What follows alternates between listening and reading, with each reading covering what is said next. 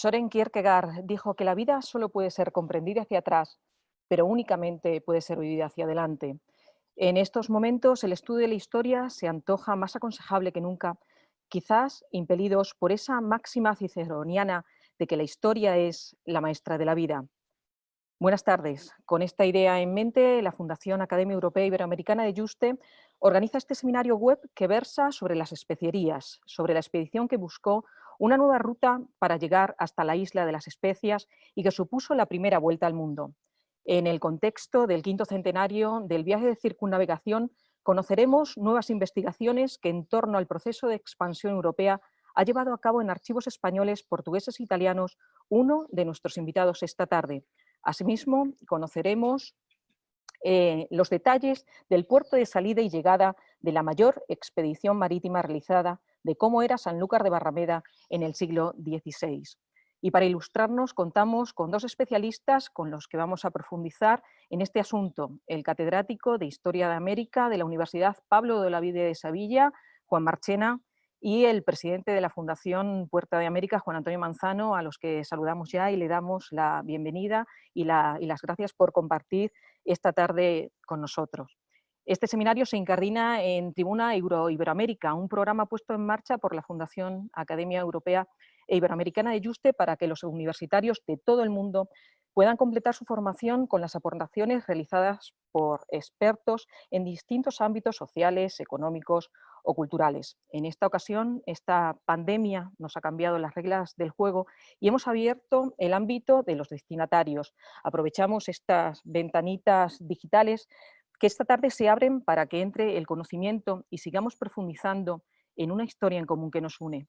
Saludamos también a las personas que nos están siguiendo en este seminario web desde distintos lugares de Europa y de América, desde Portugal, al que sentimos muy cercano no solo por la cercanía física, sino también por la afectiva, desde México, Bolivia, Perú, Bruselas, Sanlúcar de Barrameda o Sevilla. A todas ellas les invito a que ya hagan sus preguntas para los ponentes, que las atenderán en el último tramo de la conexión en el botoncito que sale ahí de preguntas y respuestas. Y ya en primer lugar, para darles la bienvenida e inaugurar este seminario, el director de la Fundación Academia Europea Iberoamericana de Yuste, Juan Carlos Moreno Piñero, tiene la palabra. Adelante, director, desde un sitio precioso que nos desvelará desde dónde estamos haciendo esta conexión. Buenas tardes, boa tarde. Pues bienvenidos a un lugar especial, mágico, único, un lugar de paz, un lugar de concordia, un lugar que quiere ser punto de encuentro entre Europa y Latinoamérica. A mi espalda se encuentra el Real Monasterio de Yuste, que una tarde como esta, del principio del verano extremeño, con un calor importante, luce espectacular. Hace calor, pero la vera en la que estamos es tan hermosa, tiene una naturaleza tan ubérrima, el agua corre por doquier, que hace que se mitigue esa canícula que estamos sufriendo a estas horas de la tarde. A mi espalda está, como decía, el Real Monasterio de Yuste, el lugar al que el 13 de febrero de 1557 llegó el dueño del mundo, el rey emperador, Carlos I de España y V de Alemania. Aquí vivió los últimos meses de su vida, aquí vivió, no es que viniera a morir, aquí vivió los últimos meses de su vida hasta el 21 de septiembre de 1558. Pues estando en este lugar único y maravilloso, sin lugar a duda, uno de los rincones más hermosos de España, en años precedentes, en los 20 años anteriores, a estas alturas de junio, pues todo este lugar que ustedes ven alrededor mío se encontraba lleno de jóvenes estudiantes de todo el mundo. El año pasado estuvieron aquí 696 jóvenes estudiantes de 47 universidades y 19 países. Este año esa realidad física no va a ser posible. Todos conocen los motivos, por lo tanto es innecesario explicarlos. En estas circunstancias, la Fundación Academia Europea Iberoamericana de Yuste ha tenido de alguna forma que reinventarse. No podemos hacer que todos vengan aquí, pero sí nosotros podemos ir allí. Y por eso hemos ideado esta forma de acercarnos a todos, a través de las ondas, a través de Internet, que si bien evita o impide el contacto físico de unos y con otros, sin embargo nos posibilita llegar a lugares en que en otras circunstancias no hubiéramos podido llegar. De hecho, hemos agotado el aforo del que disponíamos para este encuentro virtual y casi se ha triplicado las posibilidades de asistir a estas magistrales ponencias que vamos a ver hoy, de haber sido presencialmente a ser virtualmente, pues casi 3 veces más de personas se van a ver beneficiadas. En este año de dificultades, como decía, que no hemos reconvertido, queríamos evitar a toda costa que en situaciones de crisis y de dificultad como en las que nos encontramos, la educación y la cultura sean la primera impedimenta que se arroja por la borda para evitar que el barco naufrague. Ante todo, hemos querido preservar pues, esa vocación ya de hace más de un cuarto de siglo que tiene a cabo la Fundación Juste para acercar especialmente a los jóvenes universitarios de todo el mundo, pero también sin ningún tipo de distinción a todas las personas interesadas, llevar y acercarles temas de interés y temas que pueden complementar la formación de cada cual, sea esta la que sea. Hoy vamos a asistir, como decía, a 2 magistrales ponencias de 2 eminentes estudiosos, investigadores, sobre la época de Carlos V, sobre la primera circunnavegación y sobre las especias. Va a ser de alguna forma un avance de un curso de una semana que tendremos aquí en Campus Juste desde el 21 hasta el 25 de septiembre y que también ustedes podrán presenciar desde sus casas inscribiéndose para asistir todas las tardes de esa semana en un horario similar al presente. También el mes que viene, el mes de julio, en concreto el día 14 de julio, vamos a tener otro encuentro virtual en el que vamos a profundizar en las relaciones entre la Unión Europea y América Latina y nos vamos a plantear el reto de qué más podemos seguir haciendo juntos. Vamos a contar con figuras tan eminentes como es la secretaria general iberoamericana, Rebeca Grispan, nuestro académico de Juste, Ramón Jáuregui, Cristina Galach y el eurodiputado Javi López.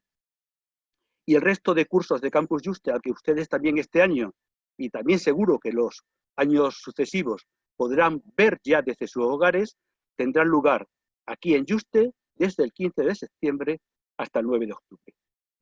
Pues bien, hoy vamos a establecer, gracias a las ondas, un triángulo mágico entre Juste, Sevilla, que es donde está el profesor Juan Marchena, y Sanlúcar de Barrameda, que es donde está Juan Antonio Manzano. Un triángulo geográfico, mágico e increíble que de alguna forma nos va a catapultar a estudiar y a emocionarnos con esa gesta tan impresionante como fue la primera circunnavegación al mundo de Magallanes y Elcano. Del profesor Juan Marchena no soy yo el más indicado para hablar porque ahora mi compañera Esperanza Rayo pues va a glosar una mínima parte de su prestigiosísimo currículum. Solo quiero decir que de mi amigo Juan Marchena solamente se pueden decir cosas buenas y que sin lugar a dudas es una de las mayores eminencias que existen en el mundo, tanto sobre la historia de América Latina como sobre las relaciones entre la Unión Europea y la América Latina. Y en Juan se da además otra circunstancia. No solo es que sabe mucho, es que además lo sabe explicar muy bien. Ya verán ustedes que goza de un verbo apasionado, fluido, que te atrapa. Te atrapa la forma en que lo dice y te atrapa el contenido de lo que dice. Y si digo eso de Juan Marchena, ¿qué no voy a decir de mi querido amigo Juan Antonio Manzano? Juan Antonio Manzano es presidente de la Fundación Puerta de América. Yo con Juan Antonio y con la Fundación Puerta de América, a los que quiero tanto, pues me quito el sombrero. Realmente la Fundación Puerta de América representa la esencia de lo que las fundaciones tienen que ser en este mundo actual. Personas que se juntan porque creen en algo común, tienen un interés común y lo hacen de su propio bolsillo, con el dinero de su bolsillo. Me decía en alguna ocasión Juan Antonio cuando le conocí que si otros se gastan el dinero en una feria, ellos se lo gastan primero en estudiar la primera vuelta al mundo y en segundo lugar en promocionar su ciudad natal, la bellísima Sanlúcar de Barrameda. Y hacen libros tan buenos y tan bonitos como este libro que les enseño aquí, editado por la Fundación Puerta de América, En busca de las especias, la primera vuelta al mundo. Un libro de un interés magnífico en el que uno puede leer el relato completo de Antonio Pigafetta, y emocionarse con lo que aquellos 241 hombres que salieron de Sanlúcar Barrameda y solamente volvieron 18, los penares que sufrieron en esos barcos y la gran gesta que al final consiguieron bajo precisamente el reinado del emperador Carlos V, que vivió en el edificio que está a mi espalda. Y haciendo mención a este libro, creo de justicia hacer mención a quien lo prologa, Francisco Pacheco Isla, primer presidente de la Fundación Puerta de América, un auténtico entusiasta de la primera circunnavegación al mundo y que murió muy joven, en una edad demasiado joven, con todo lo que le quedaba aún por hacer. Como estamos tratando hoy aquí, y está Juan Antonio, de un tema al que él prácticamente dedicó su vida, pues me gustaría hacer un modesto homenaje a la figura de Francisco y que él, de alguna forma, le llegue pues, ese reconocimiento que estamos haciendo de este enclave mágico de Dios. Pues nada más, espero que disfruten todos ustedes con las magistrales ponencias que a continuación vamos a presenciar. Muchas gracias, Juan Carlos. Pues con estas palabras de recuerdo para Francisco Pacheco vamos a continuar y nos vamos a trasladar ya a esas décadas de finales del siglo XV, principios del XVI, cuando la concepción del mundo, no solo en lo geográfico, sino también en lo económico, en lo social, en lo ideológico o lo religioso, cambiaron drásticamente. Como nunca en otro momento histórico, fueron 30 años, de 1490 a 1520, que el mundo cambió. Como digo, a ese momento histórico nos remontamos al proceso de expansión europea que significó la construcción del mundo moderno.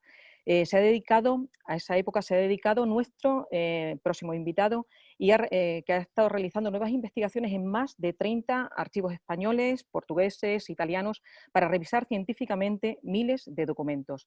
Él nos va a explicar las técnicas que ha usado para desentrañar y entender lo acontecido en esa época.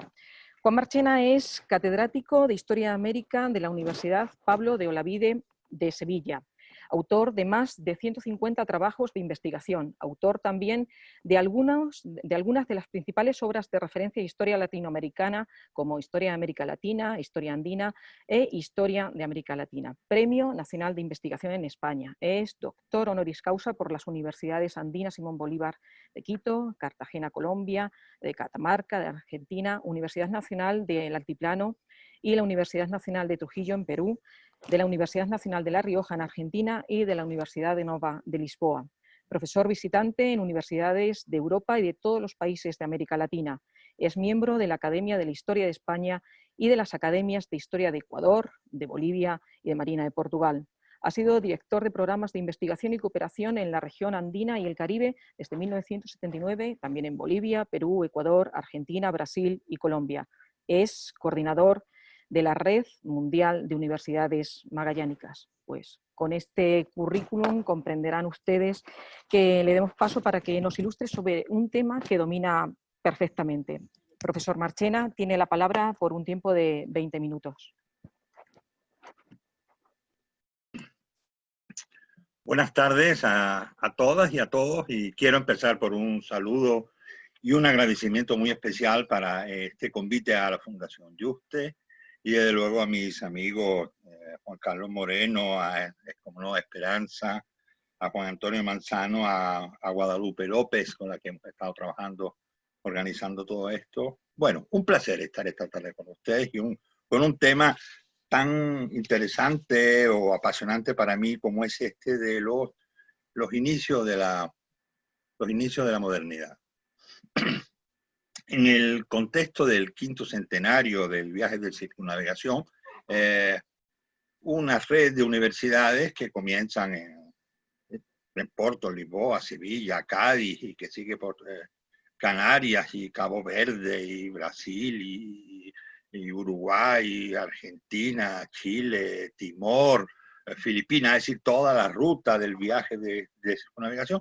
Todas esas universidades armamos un proyecto de investigación que tiene muchos flancos, no solamente la historia, la oceanografía, la biología, etcétera, bueno, para empezar a entender el impacto que este viaje ha tenido sobre la historia universal y por tanto sobre todos nosotros.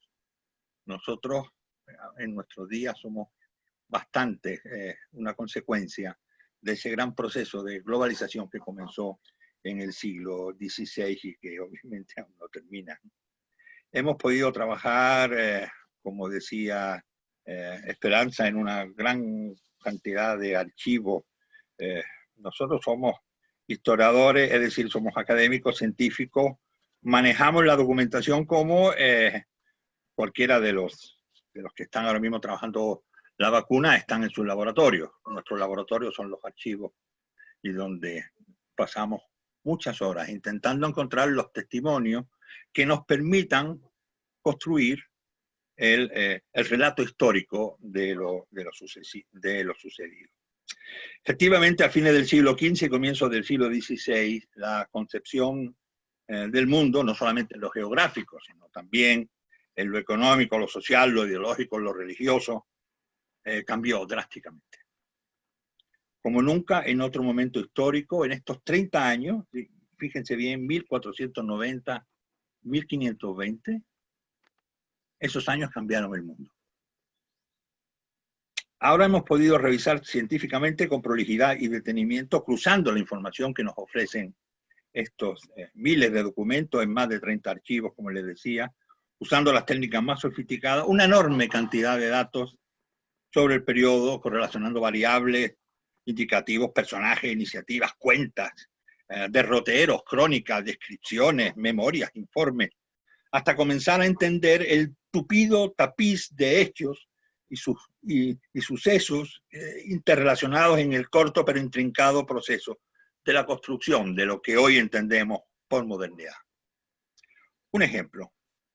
Ahora estamos en condiciones de conocer la gran carrera iniciada en el Atlántico en la segunda mitad del siglo XV y especialmente en las costas africanas por navegantes ibéricos, algarbios, lisboetas, andaluces, gallegos, cántabros, vascos, pero también italianos, genoveses, napolitanos, florentinos, venecianos o inclusive griegos de Rodas, del Egeo, para llegar a la India y sobre todo al país de las especias o las islas de las especerías, descendiendo al sur por el Atlántico para llegar al Océano Índico y remontarlo hasta allá. Y sobre todo a raíz de otro hecho en el que muy poco se ha relacionado este proceso, como fue la conquista de Constantinopla por el sultán turco Mehmed II en un año importante como 1453.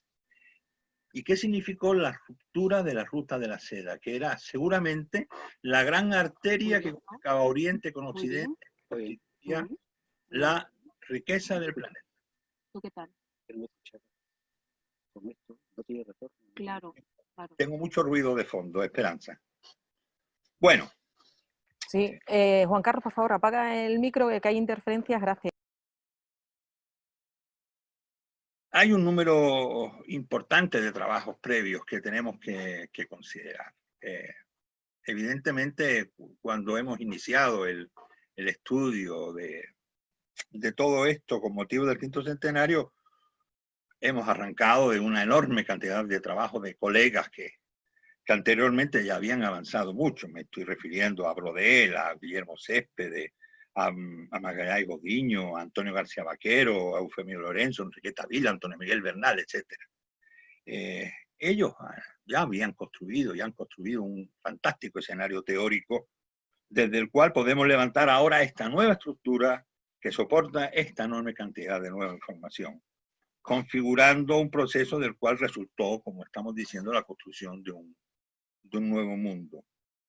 En lo que, y es seguramente uno de los términos que más nos aparece en la documentación, y queremos señalarlo aquí porque creo que es muy importante, esta es una de las claves para entender esto, el océano de negocios que constituyó el medio de desarrollo de este proceso.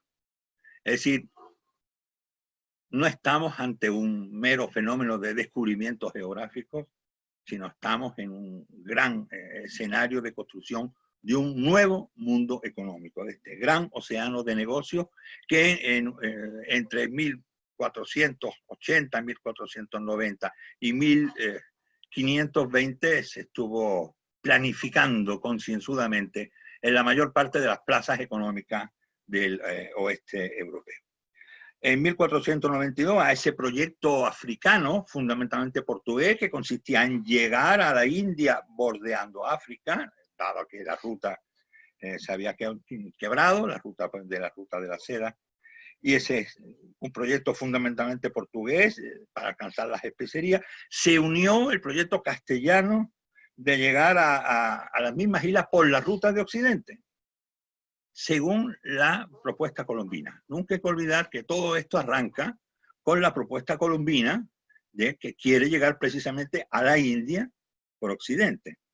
Las famosas Indias, o el mundo de lo indiano, los famosos indios, se deben precisamente a que es Cristóbal Colón el que dice voy a llegar a la India.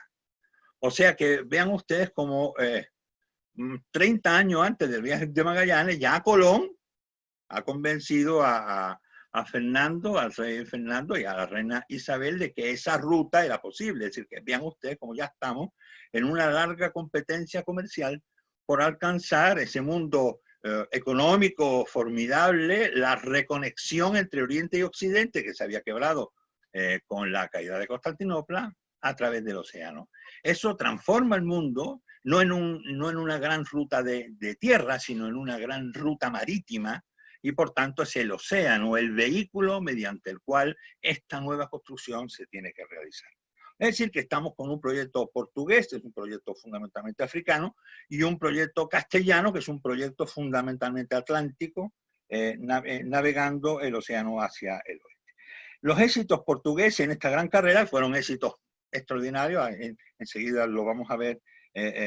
Bueno, estos éxitos obligaron y llevaron primero al rey Fernando y enseguida al emperador, aunque todavía no era emperador, porque lo iba a hacer enseguida, a acelerar la carrera.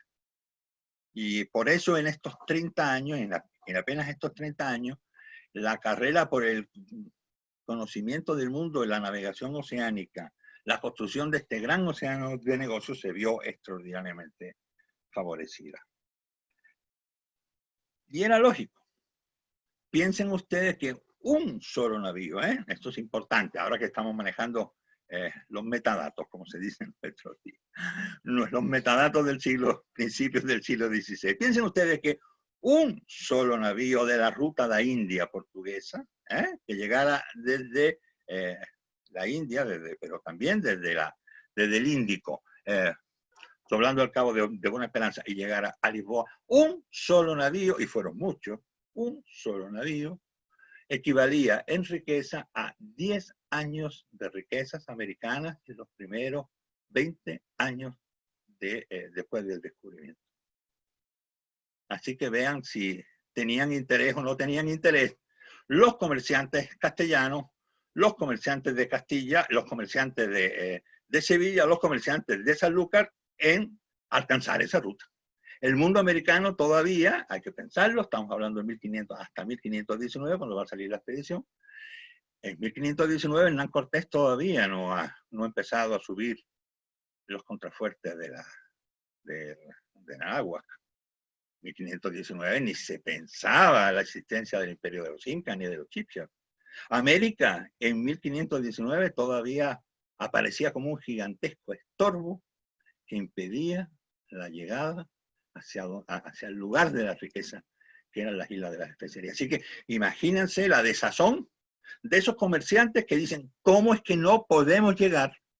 ¿Cómo es que no podemos llegar a ese mundo de la gran riqueza? Y en cambio los portugueses están aprovechando extraordinariamente bien este pasadizo. Bueno, estas grandes familias de comerciantes que estaban asentados en Lisboa, estaban asentados en Sevilla, pero piensen ustedes que eran italianos, castellanos, portugueses, extraordinariamente imbricados unos con otros. Hay que pensar que el gran financista de Carlos III, perdón, de Carlos V, Cristóbal de Haro, había sido el gran financista del rey Manuel de Portugal hasta 2 años antes. Es decir, los capitales eran como sociedades no anónimas, sino sociedades limitadas, en todo caso estaban íntimamente imbricadas a uno y otro lado de la monarquía, de la raya en este sentido, donde los puertos eran de un trasiego formidable de comerciantes y de personas y de navegantes de todas, entre comillas, nacionalidades.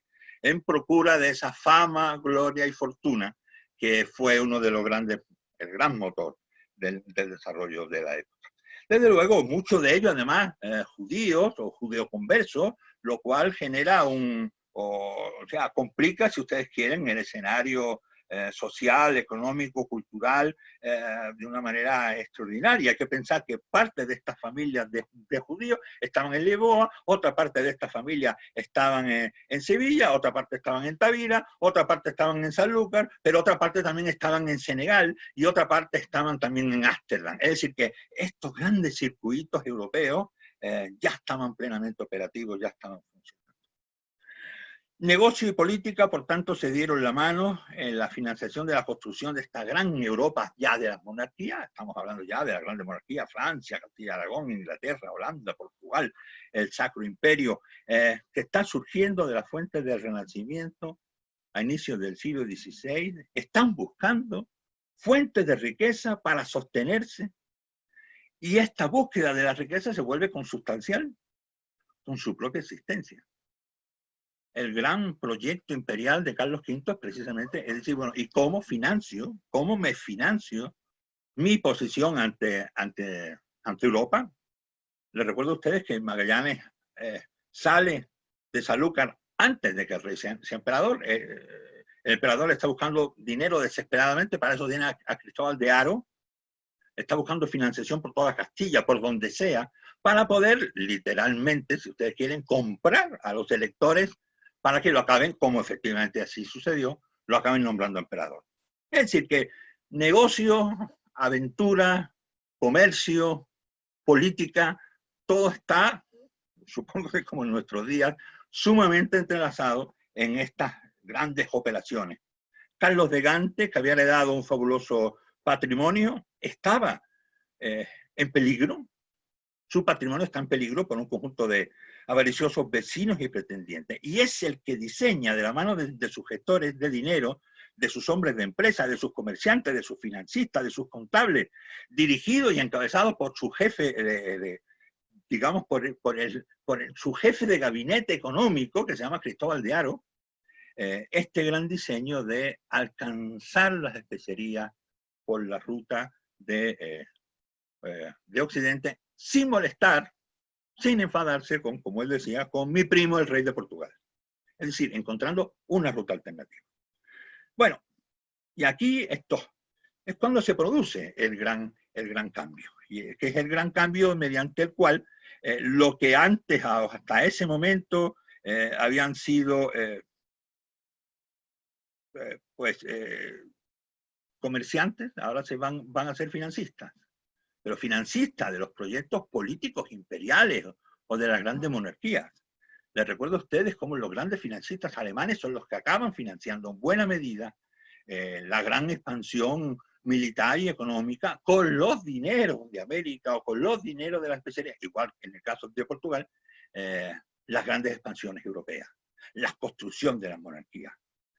Bueno, ese salto de comerciantes a financistas es sumamente importante. Estamos midiendo, estamos encontrando, estamos calculando los orígenes nada menos que del capitalismo, en el cual, por cierto, hay que indicarlo aquí, la esclavitud tiene una importancia extraordinaria. El salto también de marineros a navegantes, antes eran marineros, ahora se transforman en navegantes, ahora son técnicos de la navegación. El viaje de Magallanes y Elcano nos lo muestra perfectamente. A uno se le erizan los cabellos en el archivo, cuando leyendo, por ejemplo, los diarios de navegación, uno acaba dándose cuenta de que nunca estuvieron perdidos, siempre sabían dónde estaban. Ver el diario de navegación de, por ejemplo, de Francisco Albo, cuando uno dice, perdidos en mitad del Pacífico, cada día sabían dónde estaban, sabían su posición, por mares y océanos que nunca habían sido navegados, eran verdaderamente navegantes, hay que dejar de decirles marineros, no, son navegantes técnicos de la navegación. Esto es un salto importante. De astrónomos pasaron a ser cosmógrafos. Ahora entendían la cosmografía del planeta con una perfección extraordinaria. Dejaron de ser aventureros para ser hombres de empresa. Dejaron de ser siervos sometidos a capitanes de honra, fama y riqueza. Bueno, quiero, antes de terminar, mostraros algunas imágenes, si soy capaz de colocar esto, y que lo veamos. A ver. Ahora sí se ve. Bueno, quería explicarles un poco, muy brevemente, este salto fundamental. Esta es la Europa tradicional, vean el arado, las gallinas, las ovejas. En apenas 30 años vean la extraordinaria diferencia. Cuando son Profesor, los navíos, las profesor, embarcaciones. no vemos ¿No bien lo lo que veis? nos quiere mostrar. ¿No lo veis? No. ¿No?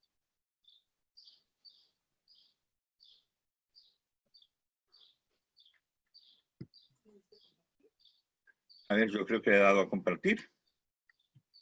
¿Compartir? ¿Ahora sí? Ahora sí. Bueno, ahora sí. Entonces, bueno, aquí vemos lo que sería esa vieja Europa medieval, las gallinas, el arado, las ovejas, y de pronto si completamos el cuadro, que es un cuadro holandés muy hermoso, vean ustedes como enseguida aparecen los grandes navíos, el mundo es mucho más grande que el mundo de ese campesino. Y óiganme, esto sucedió en apenas 15, 20 años. Uno cree que vivimos ahora en nuestros días en un proceso acelerado, extraordinario de grandes transformaciones. No, vean, para ese campesino de fines del siglo XV, el mundo cambió muchísimo más de lo que el mundo ha cambiado para nosotros mismos, a pesar de que pensamos. Porque ese campesino del arado y de la oveja pasó al mundo, al planeta. Bueno, hay un conjunto de estudiosos que nos han avanzado, pero quería detenerme. Siempre pensamos en los navegantes, y bueno, obviamente Magallanes y Elcano, los capitanes, las embarcaciones, pero esta es la tumba de Cristóbal de Haro en Burgos.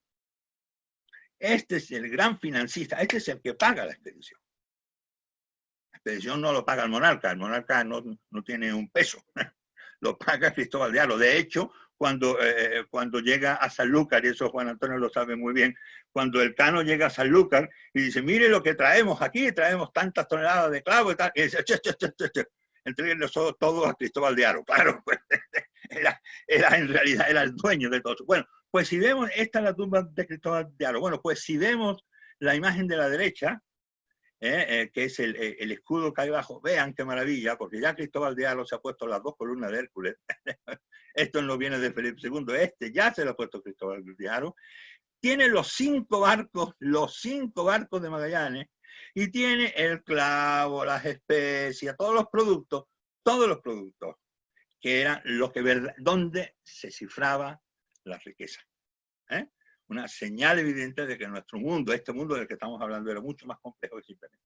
Bueno, aquí está la gran polémica. La polémica surgió enseguida cuando los portugueses quieren blindar sus conquistas, su camino hacia la India por el lado africano, y por eso están con la línea de Tordesillas, y cuando se enteran del descubrimiento del continente, pueden llegar a pensar que ahí existiera alguna parte de las islas de la India. En realidad, como sabemos hoy, era el Brasil. Pero claro, cuando por fin, unos años después, se demuestra, o ya se demuestra, es decir, se tiene en cuenta la felicidad de la Tierra por todos los cosmógrafos, se dan cuenta de que el antimeridiano, es decir, la continuación del meridiano en la otra cara de la Tierra, justo atraviesa por la parte de las Molucas, las islas de las especies, y viene la gran polémica, bueno, las especies de que pertenecen. A España, a Castilla o a Portugal, pasando bien por Oriente o bien por Occidente. Bueno, esa es la gran polémica, aquí lo vemos, pero quiero detenerme para que ustedes entiendan bien los cambios. Son muy importantes, ¿no? Ven ustedes que hasta este momento, hasta 1519, ¿no?, el territorio conocido era solo constituía, vean, desde Cabo Verde hasta la China, solo el 33% del planeta. Solo o sea, un tercio del planeta.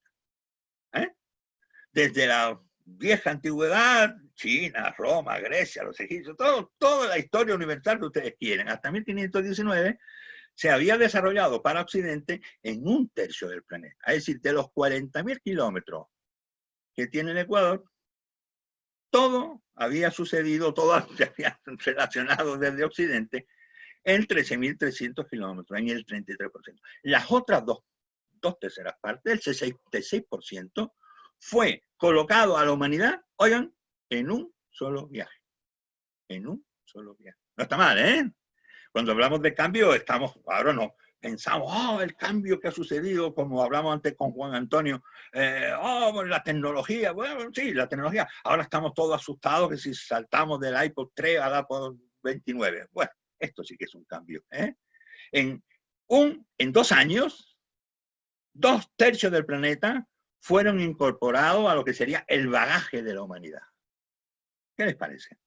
¿Es importante esto o no es importante lo que estamos hablando? Porque vean, toda la época, porque si avanzamos un poco vemos cómo ha sido la velocidad. Vean, más o menos desde el año 1300, esta es la ruta, estamos viendo aquí la ruta, ¿no? La famosa la ruta de Marco Polo, lo que llega a constituir la ruta de la seda, ¿no? Pero en 1453 esto se cortó. Vean, ¿cómo había ido el resto del mundo? ¿Cómo había ido el Atlántico? No existía. Para los europeos no existía el Atlántico, no existía el sur de África, no, nada de eso. Ahora, amigo, en 1453, cuando esto se corta, cuando Mehmed II corta la ruta de la seda, vean, en 1439 habían llegado los portugueses a las Azores. Pero vean que, y a Canarias en 1518, pero esto estaba casi detenido, la famosa conquista de Canarias o de Madeira, eso estaba casi sin ningún interés. Pero vean ustedes, en 1453 se corta la ruta de la seda, pero en 1462, es decir, en 9 años, los portugueses ya están en Cabo Verde. Y en 7 años más, están en São Tomé. Y en 1488, vean ustedes, entre 1453 y 1488, apenas han pasado 30 y tantos años, el amigo Bartolomé Díaz ha doblado Buena Esperanza, y en 1498 Vasco de Gama ya está en la India, y en 1507 ya están en Hormuz, y en 1511 ya están en Indonesia, y en 1512 Francisco Serrao, junto con Magallanes, dándole la vuelta por el sur de África, ya están en las Molucas. ¡Qué velocidad! Vean ustedes cómo reponer la ruta de la seda por África se acelera a una gran velocidad. Y obviamente tengo que recordarles a ustedes que con el mundo americano sucede exactamente lo mismo. Es decir, tengo ustedes 1492 Colón, pero como enseguida, en apenas 30 años, el continente americano ha sido conocido casi en su totalidad, hasta que finalmente en 1521 se produce la conquista de México, en 1532 comienza la conquista de la región andina, a una velocidad extraordinaria. Quiero terminar, ya se me está agotando el tiempo, con otro resultado muy interesante de nuestras investigaciones. Vean, esto que tienen aquí, esta es la ruta de Magallanes según los derroteros, es decir, no tiene, como se diría, no tiene trampa ni cartón, sino cada día de navegación, según los derroteros de los diarios de a bordo. Ustedes saben que hay varios y que los hemos podido reconstruir, ¿no? Vean ustedes, este es el de Francisco Albo, vean ustedes, cada día está marcado por la distancia entre dos puntitos, ¿no? Aquí, y a partir de aquí, la navegación del Cano. Vean que la navegación del Cano es una navegación muy especial. Muchas veces se ha supuesto que la navegación del Cano era una navegación, digamos, casi costera. No. Ellos saben positivamente que no pueden acercarse a las costas africanas porque ya les advirtió el futuro emperador en las capitulaciones que no querían ningún problema con su primo, el rey Manuel de Portugal. Vean la ruta increíble, la ruta increíble, es una ruta casi buscando la australidad del Cano para saber cómo tiene que bordear el Cabo de Buena Esperanza con vientos favorables. Y cómo luego va a subir hasta Cabo Verde. En Cabo Verde ya no le queda más remedio, sino que parar a repostar. Y cómo luego va a subir hasta Azores para poder acercarse al regreso a Sanlúcar, ¿eh? O sea, no hay ningún, de Cabo Verde no se fue derechito a Sanlúcar, entonces otras cosas no se pueden. Vean cómo todavía subió hasta pasó entre las islas de Corvo y San Miguel para poder regresar con buenos vientos a Sanlúcar. Bueno, esa es, digamos, lo que conocemos muy bien como la circunnavegación, pero nos queda el otro pedazo. Bueno, pero es que la expedición de Magallanes, este era su derrotero, evidentemente no. La expedición de Magallanes tenía un proyecto completamente diferente y este es el derrotero que tenemos ahora a partir de la muerte de Magallanes. Cuando su segundo de a bordo es el que va a tomar digamos, la rienda de la expedición y va a regresar este pedacito aquí en blanco que ven ustedes, es el derrotero de lo que debió ser la expedición de Magallanes. Es decir, llegar a las islas, demostrar que las islas eran castellanas, que verdaderamente lo eran. De hecho, el emperador acabó vendiéndolas porque sí estaban en el lado español. No todas las islas, pero una buena parte de las islas de las expediciones. Pero evidentemente no regresar por la ruta portuguesa, es que el Cano tuvo que tomarla como una opción B. Sino regresar, y ahora viene lo más interesante, por lo que se llamaba, y ahora que lo hemos descubierto, por la ruta del Darién. La ruta del Darién. Eso es fantástico. Y me dirán ustedes, ¿pero cómo? ¿Al Darién? No iban a volver por el estrecho nunca.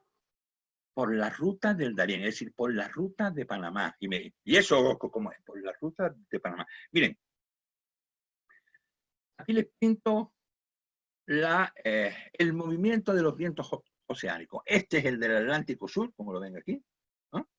Que es lo que luego se llamó, lamentablemente, la corriente de los esclavos, que tiene este giro. Y en el norte, que tiene este giro que lo conocemos muy bien, ¿no? Desde los Alisios hacia el Caribe y luego retoma hasta las Azores y hacia España. Pues exactamente ese es el diseño que se hicieron para la navegación del Pacífico. ¿Y saben qué? Aceptaron de lleno. Nunca habían navegado. Pero Magallanes y sus navegantes dicen, bueno, si esta es la circulación en el Atlántico, lo lógico es que en el Pacífico siga existiendo estos mismos vientos y esta misma dislocación en la medida que es el envés del planeta. Y tenían toda la razón. Vean la circulación de los vientos. Vean cómo Magallanes sabe perfectamente que doblando el estrecho tiene que subir la costa de Chile hasta encontrar los vientos favorables que lo van a meter, vean, hacia el interior. Y aquí van a conectar con los otros vientos y corrientes que lo van a llevar ¿a dónde? A donde lo llevaron, exactamente a Filipinas. Y claro, el regreso estaba relativamente fácil según esta lógica. Subir todo lo posible hacia el norte, es decir, exactamente casi la misma latitud, buscando unas Azores en el Pacífico que existen. Y volver hacia las costas americanas para llegar a Panamá. Me dirán ustedes, bueno, ¿y cómo tenemos esa certeza? Y termino ya con esto, ¿no? Una enorme cantidad de documentación, ni les cuento las horas de trabajo que hemos pasado desgranando cada uno. Pero miren, quizás el gran descubrimiento lo acabamos haciendo en un lugar llamado Panamá. Teníamos que ir a ver, bueno, y esto, vean, pero es que en 1519, no antes, ni después, se funda la ciudad de Panamá y la ciudad de Nombre de Dios. Y me dirán ustedes, caramba, Panamá en Nombre de Dios. Y se empieza a construir un camino. Y miran ustedes, ¿para qué? Si el año 1519 ni se sabía que existía el Perú, ni Hernán Cortés todavía no conocía al amigo Moctezuma, que hay tanto interés en crear las dos ciudades y un camino en el istmo, hasta que aparece un señor que fue mandado expresamente, ¿qué año? En 1519. ¿A dónde? A Panamá. ¿Para qué? Para que informara sobre un camino que, ¿cómo le llamó? El camino de las especierías. ¿Qué les parece? Aquí está el documento. Hernández de Oviedo. Dice, si como nuestro Señor se espera, para la especería se halla la navegación. ¿Esto es un plan o no es un plan? Claro que es un plan. Dice, ¿cómo me voy a traer las? O sea, no se trata de llegar. Esto es un negocio. No se trata de que yo llegue con el camión de reparto a colocar la Coca-Cola. Luego tengo que volver y traer el producto. Pues vean, si como nuestro Señor se espera para la especería se halla en la navegación, pues por dicho puerto, que es muy posible de Obolente, desde allí se puede muy fácilmente, ya empiezo a hablar del camino, y sigue. Así que tornando el propósito de la dicha especería, digo que cuando a nuestro Señor plega que en ventura de vuestra majestad se halle por aquella parte y se navegue hasta conducir a la dicha costa y puertos de Panamá y de allí se traiga, según he dicho, en carros por Chagre, dice, más de 7.000, y dice, y se ponga, y me parece maravilloso este texto ahora, dice, y desde allí por él se ponga en esta otra mar del norte, es decir, se traiga por el Pacífico hasta Panamá, se ponga en el Caribe, como les he dicho, y de allí en España, más de 7.000 leguas de navegación se ganarán, claro, y con mucho menos peligro de como al presente se navega por la vía que el comendador Fray García de Loaiza, que es en la segunda expedición, donde va el Cano. De Loaiza, capitán de vuestra majestad, que en este presente año partió para la dicha especería. Lo ha de navegar y de 3 partes del tiempo, más de las 2 se abreviarán y ganarán por este otro camino, y si alguno de los que no podrán haberlo hecho desde la dicha mar del sur se hubieran ocupado en buscar desde ella la dicha especería, yo soy de opinión que habría muchos días que lo hubieran hallado y hace de hallar sin ninguna duda queriéndola buscar por aquella parte o mar, según la razón de la cosmografía. Es decir, vean ustedes cómo esto es un proyecto imperial. No se trata simplemente de hacer, en este sentido, la circunnavegación por parte del Cano es un plan B, tiene que regresar como puedan. Y evidentemente vean ustedes como la navegación del Cano es impoluta, se va muy al sur, él no quiere tocar tierra portuguesa y para no complicar la vida, ¿a quién? Al proyecto imperial, pero tiene que traer las pruebas. Tiene que traer las pruebas nada más y nada menos de que las Molucas son castellanas. Bueno, en esta gran aventura, en esta gran expedición, vean ustedes que hay mucha más modernidad de lo que uno aparentemente pudiera encontrar.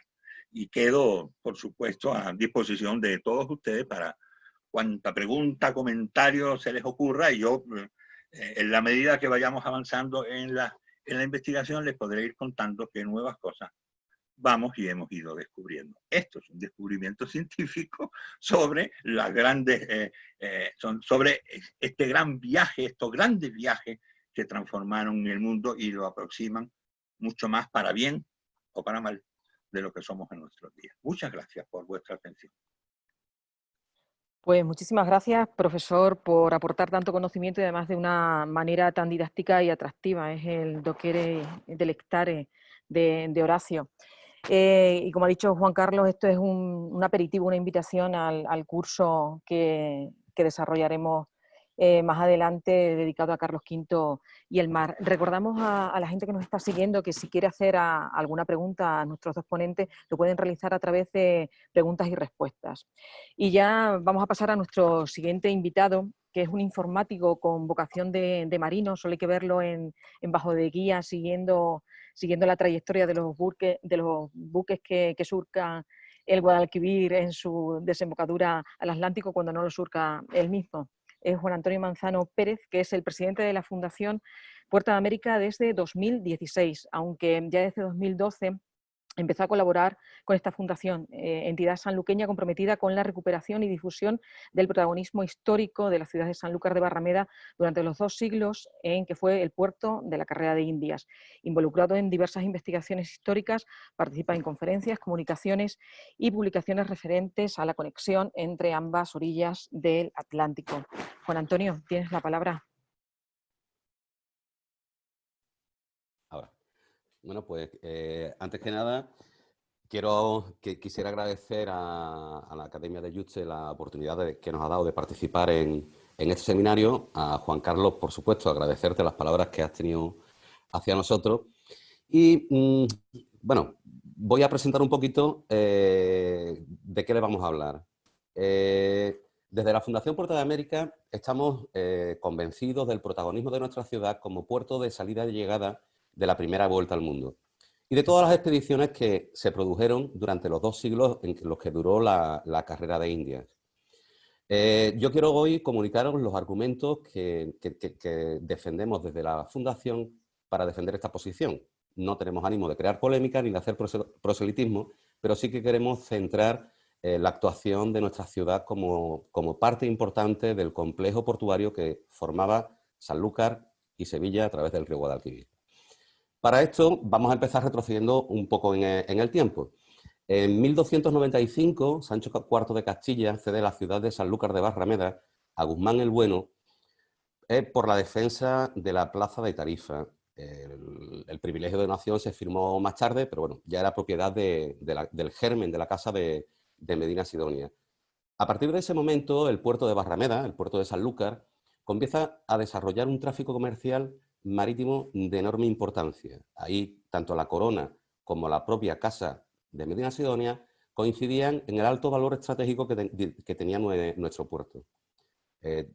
Para quien no lo conozca, la desembocadura del Guadalquivir está protegida por una barra que impedía los asaltos de piratas y de otras potencias extranjeras al río, y estaba protegida por un pueblo que estaba coronado por el castillo de una de las casas señoriales más importantes y más leales a la corona de Castilla. Desde Sanlúcar empiezan a establecerse relaciones comerciales con genoveses y con las principales ciudades del Mediterráneo, pero además con bretones, con francos, con flamencos, con alemanes e ingleses. Sanlúcar empieza a desarrollarse, a volcar su actividad comercial hacia el Atlántico. Desde aquí salen expediciones que conquistan las Islas Canarias y Melilla, y se arma una flota que con poca fortuna va a luchar contra los portugueses por la posesión de Guinea.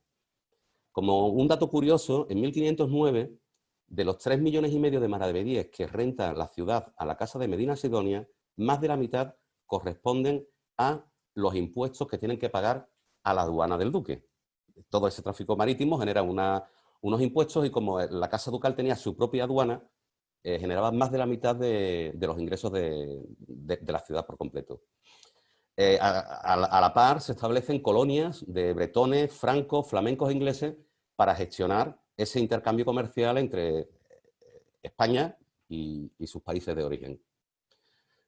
Llega el descubrimiento de América y, de cara a fiscalizar y controlar todo ese enorme tráfico que se va desarrollando con las Indias, la corona decide establecer un único puerto que monopolice, controle y diseñe ese tráfico. La decisión de que ese puerto fuera Sevilla viene provocada por el río, que permite navegar hasta Sevilla, tener un puerto a 124 kilómetros de la costa, que era la longitud que tenía el río en aquella época, en una ciudad además con muy fuertes instituciones públicas y muy bien comunicada para la distribución de las mercancías, tanto que se embarcaban para India como las que se distribuían a la vuelta de las flotas. Cádiz, por ejemplo, tenía el problema de que era un puerto con una accesibilidad magnífica, pero se perjudicaba el fondeo de los barcos porque estaba menos protegido de los vientos, y sobre todo estaba abierto a los ataques piratas. Tanto piratas como ingleses, holandeses, estaban siempre al acecho de llegar a un puerto que fuera fácilmente atacable, que pudieran rapiñar todo lo que pudieran y largarse antes de que hubiera una capacidad de respuesta. Claro, Sevilla, para llegar a ella tenías que conocer la entrada de la barra, tenías que conocer la navegación por el río, que no era fácil, pero además había puestos de vigilancia que impedían que una flota enemiga pudiera llegar a Sevilla de improviso. Cuando se terminaba de subir el río, ya tenía más que preparar una respuesta militar de defensa. Ese río, que al final, esa posición geográfica que al final determina el que Sevilla fuera la capital económica en los siglos XVI y XVII, tenía una complicación. Y esa complicación consiste en que la navegación por el río es compleja. Es compleja a día de hoy, os podéis imaginar, hace 500 años. Dentro de un río hay una limitación de calado, los bancos de arena aparecen y desaparecen, cambian su posición por la dinámica del río, y sobre todo tenía múltiples meandros que tenemos que tener en cuenta que estamos utilizando embarcaciones que tienen velas cuadras, que se llaman. No pueden navegar contra el viento, siempre tienen que navegar con el viento a favor. Claro, al llegar a un meandro, si hay una vuelta del río, tienes que esperar a que el viento cambie para poder completar esa vuelta. Eso luego os enseñaré una diapositiva que se ve más gráficamente. La corriente era otro problema. El río, la corriente del río llega a alcanzar hasta 4 nudos de velocidad. Eso es una barbaridad. Estamos hablando de que una nao con poca carga y con condiciones ideales para navegar puede llegar a 7 nudos de velocidad. Si le pones una corriente en contra de 4 nudos, la navegación, la verdad es que se hace eterna. De hecho, se estimaba que los barcos de la vez, que eran unas embarcaciones pequeñas que comunicaban Sanlúcar con Sevilla a través del río y eran las responsables de llevar pasajeros, mercancías, el correo y tal, eran embarcaciones ágiles, podían tardar entre 2 y 12 días en hacer el trayecto de Sevilla a Bonanza, siempre por culpa del viento. Estos problemas del río se minimizaron bastante, pero a partir de 1795, en el que se hicieron unas cortas, se eliminaron parte de lo que era el recorrido del río y se llegó a reducir la longitud del río de 128 a 79 kilómetros. Pero en aquella época era un problema mayúsculo. Estos problemas de la navegación por el río hicieron que desde antes de la fundación de la Casa de Contratación en Sevilla, en 1503, ya se desplazaban a Sanlúcar funcionarios responsables de despachar las naves que hacían la ruta de India, para efectuar las comprobaciones de cargamento y, sobre todo, supervisar y liquidar las tasas y peajes de la corona. Este hecho viene reflejado, sobre todo, en la documentación económica referente a los pagos que hacía la corona para compensar estos desplazamientos y los gastos asociados. O sea, la factura que presentaba el factor de la Casa de Contratación que iba de Sevilla a Sanlúcar para despachar una flota, luego pasaba la factura de esos gastos y de esos abonos hay múltiples ejemplos en el Archivo General de India. Se refleja la partida y la llegada desde Sanlúcar en los documentos de despacho de los buques y de la inspección que realizaba la corona a la llegada de las mismas. La primera de estas flotas despachadas desde Sanlúcar con destino a las Indias es la que Bartolomé Colón despacha en 1493. A partir de esta se van despachando la de Jorge Sosa en 1495, Juan de Aguado también en 1495, Juan de Saucete con Américo Vespucio en 1496, Pedro Hernández Coronel en 1497, Cristóbal Colón en su tercer viaje en 1498, Alonso de Ojeda, Juan de la Cosa y Américo Vespucio en 1499, etc. Tenemos ahí múltiples referencias que voy a recortar para no hacernos pesados. En 1508, y ante la tozuda realidad de que el embarque y la carga de suministros se realiza en Sanlúcar, la Casa de Contratación de Sevilla da su autorización para ello siempre que esto fuera supervisado por los funcionarios de dicha casa. Así que al despacho de la flota se une tanto el embarque como el alistado de los buques. Como es evidente, Sanlúcar ya era un puerto con una enorme actividad comercial en cuanto al tráfico antes de la expedición de Magallanes. Hay múltiples flotas, además de las que les he reseñado, que tanto se despachan como que se aprovisionan en Sanlúcar. Y, como digo, todos esos registros están en los documentos de la Casa de Contratación del Archivo General de India. Volviendo a la primera vuelta al mundo, podemos tomar como referencia lo que escribe Antonio Pigafetta, el cronista de la expedición. Él está embarcado en la misma desde su partida hasta su vuelta, fue uno de los 18 que volvieron, y no escribe de oídas ni habla por referencia, sino como parte y espectador privilegiado de la misma. En su crónica nos dice lo siguiente: recorrimos algunas otras aldeas hasta Sanlúcar, castillo de propiedad del duque de Medina Sidonia. Ahí es donde está el puerto que da al océano, a 10 leguas y a poniente del Cabo de San Vicente. De Sanlúcar a Sevilla por el río habrá de 17 a 20 leguas. Ya en estas líneas, Pigafetta califica a Sanlúcar como el puerto que da al océano. O sea, no podemos utilizar figuras de un lugar de recalada, un fondeo, ni un antepuerto. El puerto que da al océano. Seguimos con Pigafetta y unos días nos sigue contando.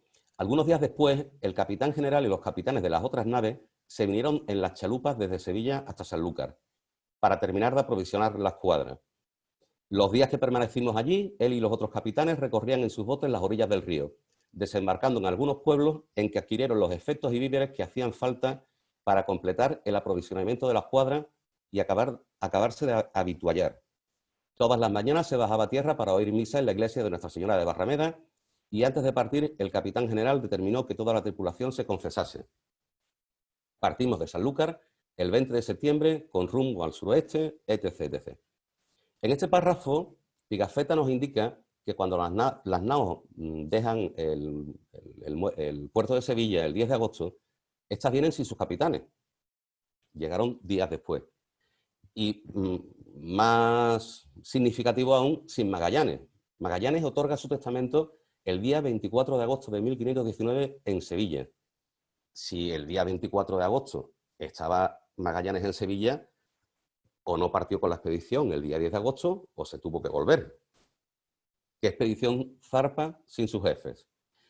En Sanlúcar permanece la escuadra durante casi 40 días, durante los que, como dice Pigafetta, se adquirieron los efectos y víveres que hacían falta para completar el aprovisionamiento de la escuadra. O sea, la escuadra no estaba terminada de aparejar. Faltaban provisiones, faltaban víveres y faltaban efectos que se adquieren durante los días que permanecen en nuestros muelles.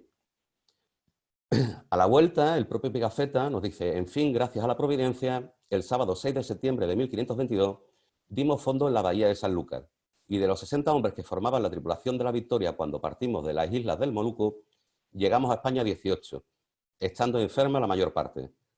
Desde que habíamos partido de la bahía de Sanlúcar hasta que regresamos a ella, recorrimos, según nuestras cuentas, más de 14.460 leguas, dando la vuelta completa al mundo, navegando siempre de este a oeste. Al regreso de la vuelta, Pigafetta vuelve a mencionar a Sanlúcar como lugar de partida al comunicar que regresaban a la bahía de Sanlúcar, y lo tiene como final de viaje hasta que regresamos a ella. A la llegada de la nao, el piloto de la barra, el equivalente hoy en día, lo que sería hoy en día un práctico, Pedro Gordo, la mete por la barra de Sanlúcar y la fondea en el puerto de Barrameda. Y días más tarde, aquí hay una pequeña contradicción entre algunos documentos que hemos encontrado y el diario de Pigafetta. En estos documentos se constata que varios días más tarde la casa de contratación contrata al piloto del Río Gaspar García para subir la Victoria a Sevilla, arrastrada por un batel de 15 remos por el lamentable estado en que venía la nao. Entonces, quizá la fecha de llegada de la nao Victoria, el 8 de septiembre a Sevilla, puede estar ahí un poquito en el alero. Yo supongo que sí que tardaría más, porque además 2 días, en las condiciones pésimas en las que venía la nao Victoria, en 2 días no subía al río ni de coña.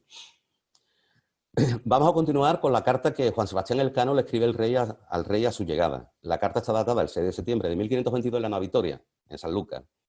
En esta carta, Elcano le cuenta las vicisitudes del viaje, lo que ha acontecido durante el mismo, y sobre todo le da cuenta de que han dado la vuelta al mundo, y la escribe desde Sanlúcar. ¿Por qué escribe al rey desde Sanlúcar y no espera llegar a Sevilla? ¿Será porque da por terminado el viaje en el mismo sitio donde salió? Puede ser una explicación, ¿no? En esa carta, Elcano dice: estábamos tan extenuados como hombre alguno lo ha estado, con la ayuda de Dios y de Nuestra Señora. Después de pasados 3 años dimos fondo en la bahía de Sanlúcar. Y la firma con la siguiente frase: escrita a bordo de la nao Victoria en Sanlúcar a 6 días de septiembre de 1522.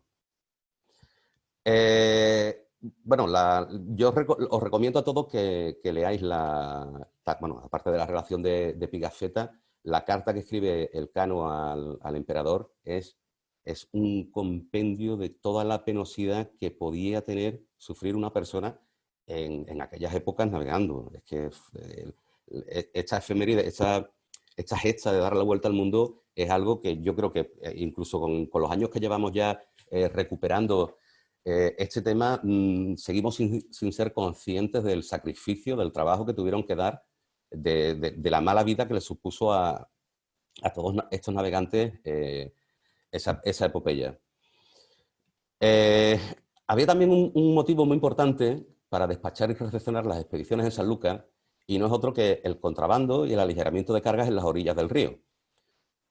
Al despachar las embarcaciones en el puerto de Sanlúcar, se evitaba que en el trayecto de Sanlúcar a Sevilla se subieran o se descargaran mercancías o personas a las embarcaciones fuera de lo que era el control de la casa de contratación. Era un poquito por luchar también con la economía en B, por llamarlo de alguna forma. En cuanto a la Armada de Magallanes, las instrucciones, cédulas y títulos que emite la Corona, que están almacenadas en los papeles de la Casa de Contratación del Archivo General de India, aparece una frase muy común que es "cuando se haga la vela". Esta expresión se toma como referencia a efectos del mando y sobre todo a efectos de los pagos. Por ejemplo, el título de veedor para Juan de Cartagena dice lo siguiente: "Es nuestra merced y voluntad, mandamos que halláis y llevéis de salario con el dicho oficio en cada año de los que en ellos vos ocupades, desde el día que en buena hora la dicha armada se hiciera a la vela para el dicho viaje hasta volver a España". O sea, se mencionan un tal día en que se hace a la vela. En otro documento, que sería, por ejemplo, el libramiento de sueldo a Juan López Carballo, reza: "los cuales comienza a ganar desde los 20 días del mes de septiembre de este mismo año, que las dichas naos de la Armada hicieron vela en la barra de Sanlúcar de Barrameda". O sea, el hacer vela supone dejar el río y comenzar la navegación oceánica.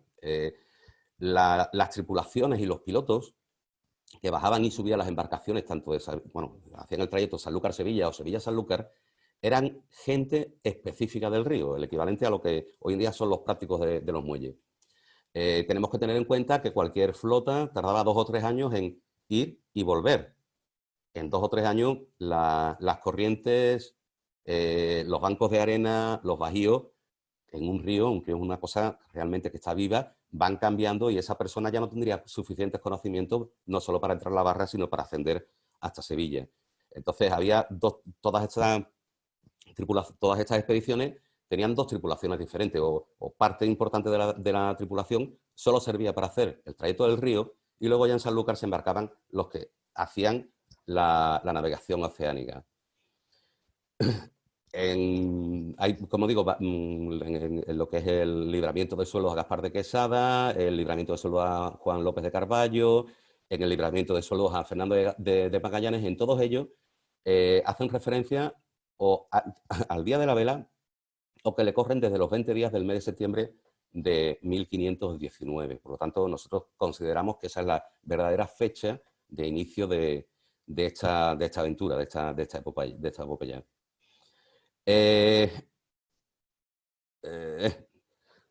Lo cierto, resumiendo toda esta información, es que entre Sanlúcar de Barrameda y Sevilla se formó un complejo, durante 2 siglos, un complejo portuario, fiscal y administrativo, que acaparó la mayor parte del tráfico entre la vieja Europa y el Nuevo Mundo. Sevilla era la capital cosmopolita, la capital económica, política y jurídica que controlaba absolutamente todo el tráfico. Y Sanlúcar era el puerto que utilizaba, la herramienta que tenía Sevilla para poder salir a la mar. La descripción más bonita, y yo creo que bastante más adecuada que he leído nunca, nos la da, me voy a permitir utilizar esta cita para cerrar la intervención, nos la da en el siglo XVII el dominico Fray Pedro Beltrán, en su libro La caridad humana, y dice sobre Sanlúcar: "Aqueste puerto opulento, do arroja el indio avariento cuantas minas desentraña, es la garganta de España, por donde le entra el sustento. En la boca que es su villa, se parte, corta y amasa, y en una y otra barquilla, luego al estómago pasa, que es la espaciosa Sevilla". Muchas gracias, espero que haya gustado. Muchísimas gracias, Juan Antonio, por esta disertación sobre Sanlúcar, y no pudiendo mejorar las palabras de Fray Pedro Beltrán, lo dejamos ahí. Aprovechamos este momento también para saludar a la Directora General de Acción Exterior y Presidenta de la Comisión Ejecutiva de la Fundación Academia Europea de Yuste, Rosa Balas, que nos está siguiendo en estos momentos y está siguiendo este seminario. Y también al hilo del tema que estamos abordando esta tarde en estas ponencias, no quiero dejar pasar la oportunidad de presentarle esta publicación, un cómic que editó la Fundación Yuste, sobre uno de los 18 tripulantes que regresaron al puerto de partida de la expedición de Magallanes y Elcano. El relato de Hernando de Bustamante, la odisea de la primera vuelta al mundo. Un relato contado en primera persona por uno de sus protagonistas, el extremeño Hernando de Bustamante. Ahí tienen la portada del cómic, está a disposición de la gente en la página en la página web de la Fundación, porque a la historia es verdad que han pasado pues los grandes nombres, Magallanes, Elcano, pero también la historia está construida por esas otras historias mínimas, ¿no es así, profesor Marchena? Usted que sabe mucho de esas historias mínimas que conforman la historia. Sí, efectivamente, esperanza, ¿no? Historias mínimas, pero que... Hay quien decía, había un físico, Pascal, que decía que el hombre siempre vive entre la angustia de lo enorme y la angustia de lo pequeño. Bueno, estas historias mínimas son las que hay. En esa angustia de lo pequeño donde viven todos estos personajes, son los que luego nos permiten construir las grandes estructuras sobre las que se sustenta la historia. Así que estoy completamente de acuerdo contigo. Seguramente conocer el relato de este Bustamante será una fuente extraordinaria para darnos cuenta de lo que significaban las navegaciones, como decía muy bien Juan Antonio, lo que significaban las navegaciones en este periodo, ¿no? Que a veces se nos olvida. Pero yo quisiera insistir, como te decía antes, que todos quedamos maravillados cuando pensamos que estos navegantes estaban perdidos a mitad del océano. No, en realidad siempre sabía dónde estaban, siempre sabía dónde iban. Bueno, formidable el dominio de la geografía que ya se tenía en esta época. Muy bien, muchísimas gracias. Pasamos ya al turno de preguntas. Nos llega una pregunta desde Portugal, por una persona muy querida por nosotros, por Ana Príncipe, y la pregunta que hace es: ¿se dio cuenta Carlos V de la capacidad científica de Magallanes y Faleiro cuando creía en la posibilidad de una nueva ruta a las Islas de las Especies, o era su corta edad por lo que apostó por una empresa para firmarse en España? Y otra pregunta, a pesar de sus asesores, Carlos V sería un gran visionario y poder tener conocimiento sobre la hipótesis del paso del Atlántico al Pacífico. Bueno, yo puedo responder por mi parte, luego será muy bueno escuchar también a Juan Antonio. Sí, yo creo que Carlos V era un joven, pero Carlos V no es Carlos V. Carlos V tiene un conjunto de asesores verdaderamente formidables, entre los cuales está Cristóbal de Haro, pero están muchos más. Hay un grupo de cosmógrafos y de geógrafos formidables que le están diciendo, claro, la ruta a Occidente es una ruta cierta. Hay dos problemas. ¿Dónde está el paso por el continente? Que no hay que olvidar que ya se habían intentado muchas veces. Los Pinzón, el mismo Solís y compañía, ¿no? Y muchas expediciones que se mandaron buscando ese paso, ¿no? Claro, evidentemente que sabían positivamente que llegar se llegaba. Había que ver por dónde y de qué manera. La geografía estaba muy avanzada. No es Carlos V el que fuera un gran visionario, el que era muy joven en esta época, sino su grupo de asesores se lo puso muy claro. Majestad, o conseguimos fondos para que de verdad usted sea un emperador exitoso en el mundo, o no habrá manera de sacar nada. Los portugueses acabarán construyendo su gran imperio marítimo, como de una buena forma también hicieron. Aquí hay una competencia formidable entre las dos potencias, y yo creo que esa es una de las claves para entender precisamente la modernidad. No sé, Juan Antonio, qué tiene que decir a eso. Perdón, que no encontraba el botoncito. Pues no, tienes toda la razón. Evidentemente, Carlos V, Carlos de Gante en ese momento, joven, recién llegado, sin conocer el idioma, pero tenía dos fortalezas, tenía dos buenos equipos. Uno, el que se traía de Flandes, y otro, el que le había dejado sus abuelos. Estamos hablando de, aunque sea un jovencito, es el heredero de los Reyes Católicos. No estamos diciendo ninguna tontería. Entonces, claro, ahí había muchísimo conocimiento geográfico, matemático y tal. Yo, la única pega que le veo ahí, la única duda que siempre me ha quedado es si realmente Magallanes, la dimensión de la Tierra que presentó al rey era la que él pensaba que era, o la acortó para poder justificar el embarcarse en esa aventura. Por lo demás, pues evidentemente Carlos además venía pensando más en lo que había dejado en el Sacro Imperio Romano Germánico, en lo que había dejado por detrás, en que podía salir elegido, pero para eso tenía que llevar dinero para los príncipes electores. Entonces, como bien dice el profesor Marchena, es que las dos cosas están íntimamente unidas. España siempre ha estado en la encrucijada entre Europa e Iberoamérica, Y yo creo que precisamente este puede ser un ejemplo bastante claro de cómo España en ese momento necesita a América, bueno, necesita las Molucas, pero bueno, utiliza lo que es Iberoamérica precisamente para afianzarse en Europa, para poder estar en esa doble personalidad que tenemos desde el siglo XVI. Perfecto, muchas gracias. Una pregunta que hace Alejandro Peña para el profesor Marchena. Dice, ¿opina usted que además del componente imperial, el negocio, como usted ha dicho, podría haber algo más en el espíritu de estos navegantes, algo que les empujara a la exploración por sí misma? Bueno, hay una frase muy bonita de Bernal Díaz del Castillo, que ustedes saben que es una especie de personaje ahí, prototipo, ¿no? Porque es un hombre de acción, pero al mismo tiempo es un hombre que se pone a escribir al final de su vida. Y él dice algo fantástico. Dice, aquí, se refiere a México, dice, aquí todos vinimos por dos cosas, por lograr honra y fama. Dice, pero también por lograr riquezas que todos buscamos. Honra, fama y riqueza es el gran triángulo que conforma el espíritu de diríamos, de la modernidad. Y eso vale lo mismo para un grumete, que lo mismo vale para un capitán, que lo mismo vale para un hombre de empresa. Honra y fama. Algo que, por ejemplo, en la medievalidad hubiera sido imposible. En la medievalidad la honra y la fama la tenía de nacimiento. Ahora, la honra y la fama podía conseguirse. En la medievalidad la riqueza también te venía de nacimiento. Ahora no. Ahora un gran golpe de fortuna era posible. Y ese es un cambio trascendental. Porque si observamos la gente que va en la expedición de Magallanes, casi ninguno era un hombre tocado por el destino. Ninguno, o casi ninguno. Todos se hicieron a sí mismos. Algunos encontraron la muerte en el camino, muchos de ellos, pero otros, y Elcano es un prototipo de eso, gente verdaderamente que quiso torcer el destino, y siempre lo estuvo intentando, torcer el destino. En el mundo de la modernidad eso era posible, en el mundo de la medievalidad no se podía.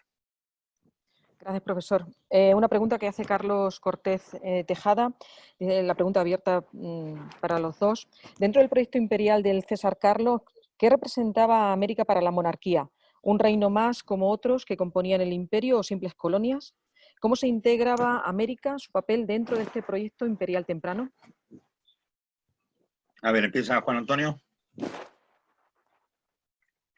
Bueno, yo creo que realmente ahí, además del proyecto imperial, había bastante más, ¿no? Carlos quiere integrar esos territorios que pasen a formar parte de España, no una simple colonización, no simplemente creación de factorías como hacían portugueses y holandeses. Quería una integración, quería ser el monarca universal, el rey mundo. Le faltó un poquito, pero bueno, lo dejó bien planteado para su descendencia, ¿no? La posesión, el ampliar los dominios, el emular al Imperio Romano, yo creo que es evidente que es uno de los motores que movían a este hombre. Otro fue, por supuesto, el adquirir las riquezas suficientes para poder mantener una posición fuerte en Europa. Y no nos olvidemos, por supuesto, del tema de la evangelización. Era también un desafío dentro de la mentalidad, no solamente española, sino de prácticamente toda Europa en aquella época. Religión, política y filosofía venían a ser prácticamente lo mismo. Una persona que fuera buena persona, por decirlo de alguna forma, tenía un compromiso moral de evangelizar a los indígenas que había allí como un medio de cumplir con su compromiso, de ser mejor persona. Bueno, yo quisiera añadir que, claro, América es un continente y el avance sobre su geografía tiene mucho que ver con la temporalidad. No es lo mismo América en 1510, digo para los europeos, ¿no? Es de lo que se trata, del proyecto imperial. No es lo mismo América en 1510 que en 1520, que en 1540, que en 1550 en adelante. Una diferencia, claro, cuando se organiza la expedición de Magallanes, estamos hablando de 1517, 18 y finalmente sale el 19, Magallanes, evidentemente América es muy poco conocida. bueno, hay un conocimiento exhaustivo sobre las Antillas, tan exhaustivo que prácticamente la población indígena desapareció, y ese fue un problema gigantesco para la explotación de unas islas que se pensaron que eran todas riqueza, y resulta que no había riqueza, no había especies, no había prácticamente o muy poco oro, que fueron invadidas muy rápidamente por grandes colectivos de castellanos, y sin embargo no había producido la riqueza importante. Y luego toda la costa desde Venezuela hasta prácticamente a Yucatán, obsérvense y hay que leerse las crónicas para darse cuenta que en ese momento era imposible organizar, digamos, una explotación al occidental de aquellas tierras, porque los indígenas eran sumamente belicosos. Nunca lo podemos olvidar esto. Desde la costa de Venezuela, todas las costas, les recuerdo lo que sucedió al amigo Juan de la Cosa. Primero hizo el mapa, pero Juan de la Cosa, rescatando indios precisamente, no una muy loable profesión, los turbacos en la bahía de Cartagena le metieron 60 flechazos en el cuerpo, o sea que no está mal, ¿no? Y lo mismo en las zonas de tierra firme, por nombre de Dios, o en la zona de Yucatán, etc. Es decir, América es muy poco conocida en este momento. Estoy hablando de 1517, 18, 19. América en este momento, como yo decía antes, es una especie de gran estorbo, una gran barrera que no se sabe cómo atravieso esa barrera para poder llegar a donde verdaderamente quiero llegar, que es el mundo de la riqueza. Porque no hay que olvidar que cuando sale Magallanes de Sanlúcar, sale también de Cuba un señor llamado Hernán Cortés, y llega a una tierra que se llama Veracruz, y todavía no sabe lo que hay subiendo esas montañas. No lo sabe, Carlos V no lo sabe todavía. Ni imaginar que un tipo en Panamá, llamado Francisco Pizarro y sus socios, se les pudiera ocurrir que existía una cosa que se llamaba el Tahuantinsuyo y el imperio de los incas. Ni desde luego a los señores que ni siquiera habían fundado Cartagena. Les recuerdo que Cartagena se fundó mucho después de la invasión sobre el Perú. América era casi nada. Era una costa que impedía llegar a... Por eso es por lo que se entiende como uno dice, ¿y cómo es posible que después de tanto esfuerzo y Magallanes y lo ahí, en 1529 el emperador vendiera las Molucas al rey de Portugal? En el Tratado de Zaragoza se la vendió, ¿no? Tanto esfuerzo para llegar allí y ahora va y se la vende. ¿Por qué? Hombre, es que en 1529 ya no es lo mismo que en 1519. En 1529 ya se sabe lo que hay en el Imperio Mexicano, en el Imperio Mexica. Ya Hernán Cortés ha conquistado, si ustedes quieren así, el Imperio Mexica, y las riadas de metal que empiezan a salir de América son muy importantes. Las riadas de metal que empiezan a salir de Castilla del Oro, las riadas de metal que empiezan a salir de la Sierra Tayrona. Es decir, conforme la invasión europea va penetrando al interior del continente, las riquezas cada vez son mayores. Llega un momento en el cual se invierte.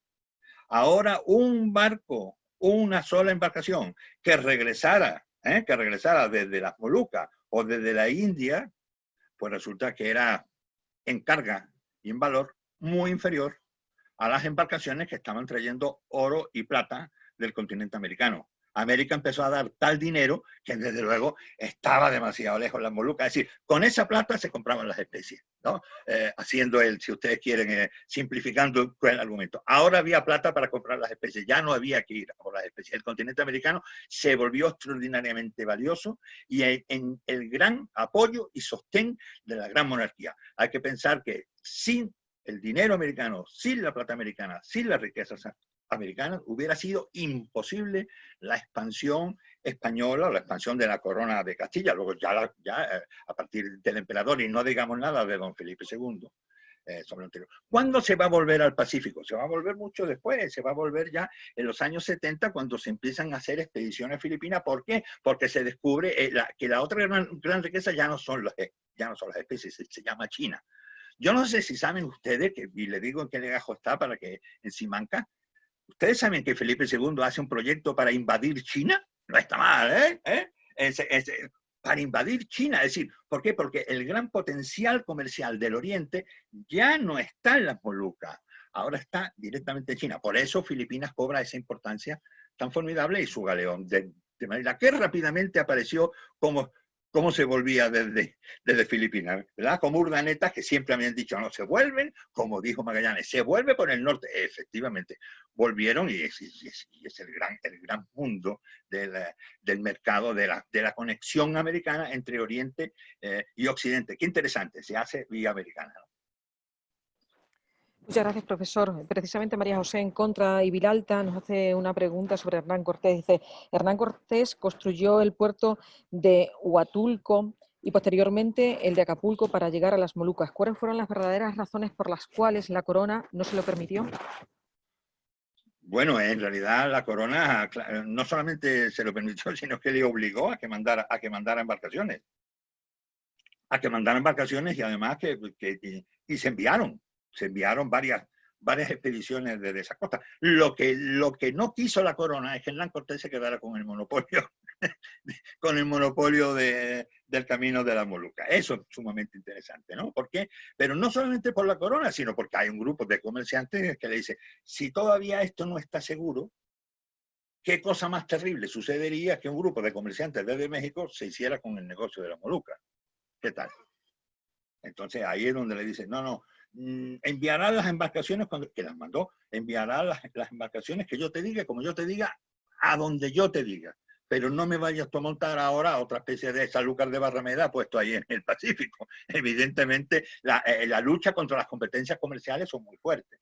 Que a veces lo situamos solo en los personajes, ¿no? Es decir, que Carlos V le echó una bronca a Hernán Cortés. Bueno, no es tan así. Hay unos grupos de poder muy poderosos que son los que están por detrás, obligando a que las instituciones, bueno, como en nuestros días, ¿no? ¿O no?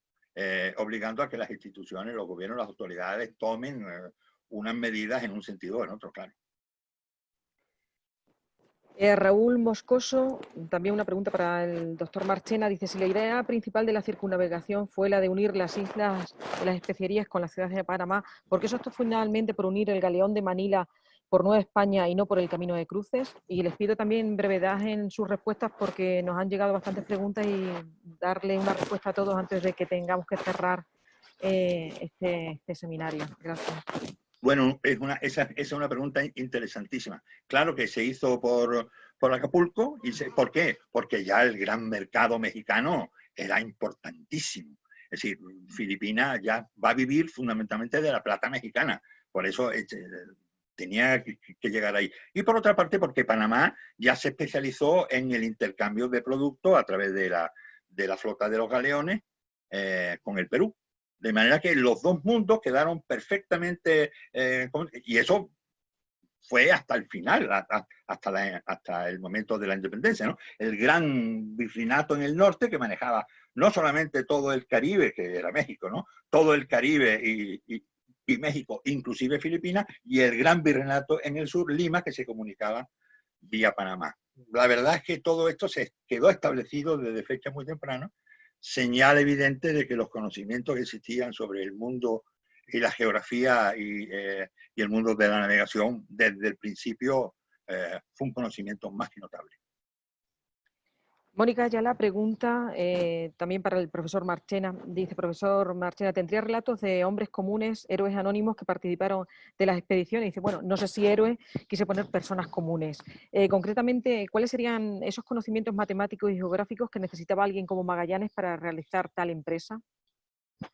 Bueno, pues si quiere, como tiene mi correo de Mil Amores, me puede escribir y yo le mando todos los links para que pueda ver toda la documentación menuda sobre todos estos personajes, porque hubo muchos que escribieron. Por ejemplo, el diario de Mafra es extraordinario. Las relaciones, los relatos de cada uno de estos marineros contados muy en primera persona son fantásticas. Hay que leerlas, hay que ir a los archivos. No hay que quedarse solamente en lo que pensaron los grandes gobernantes. Hay que descender a estas historias mínimas de estos hombres, y también mujeres, hay que leer los testamentos de toda esta gente y las reclamaciones de las viudas de estos marineros explicando por qué reclaman y qué es lo que están pidiendo. La verdad es que descender al mundo de lo pequeño es darnos cuenta de lo importante que es construir historia de abajo para arriba. Esas historias mínimas de las que hablábamos. Juan Lorenzo Castro Fernández, también el señor Marchena ha señalado el papel de las redes comerciales y financieros sefarditas y su papel en el globo. A ser posible, querría conocer su opinión acerca del modo en el que las distintas potencias europeas pudieron competir por el servicio de estas redes. Bueno, eso es todo, eso es todo un mundo, eso es todo un mundo y hay unos trabajos verdaderamente formidables hechos sobre eso.